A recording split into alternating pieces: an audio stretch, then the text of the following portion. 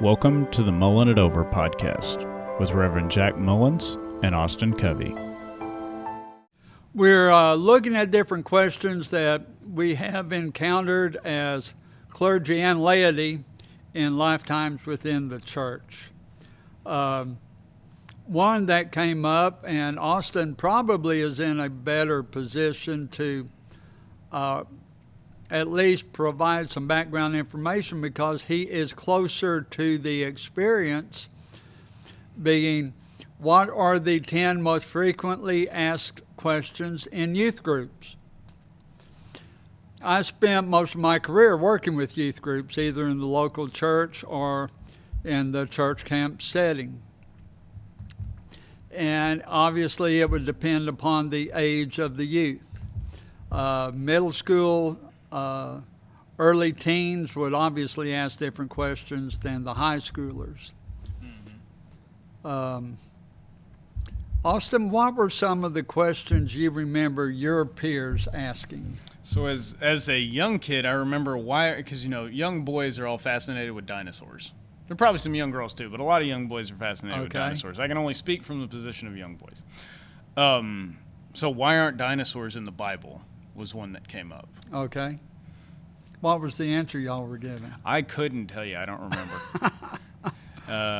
I have a different understanding of it now, but I have no idea. I mean, that was 30 years ago. I don't remember what the answer was then. That's one reason I declared a long time ago, I don't work with pre-adolescent children.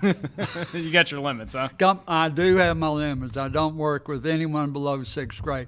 But to answer that question, my response would be there was no paleontological. Yeah, it sounds good enough. Paleontological study at the time those earliest books of the Bible were put together. Nobody knew how to read fossils. Nobody understood the existence of fossils. For that population of civilization, the world began, and it began with them. There was no concept of a world previously.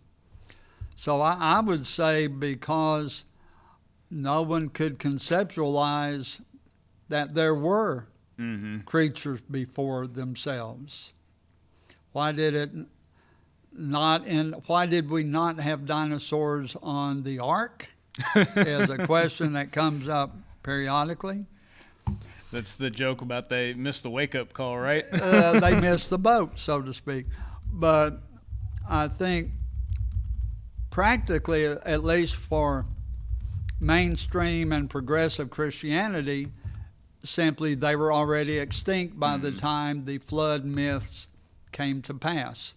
By the time there were people appropriate to record events or to pass on mythology of the era, they were already dead and gone. So they were not within the framework of recollection.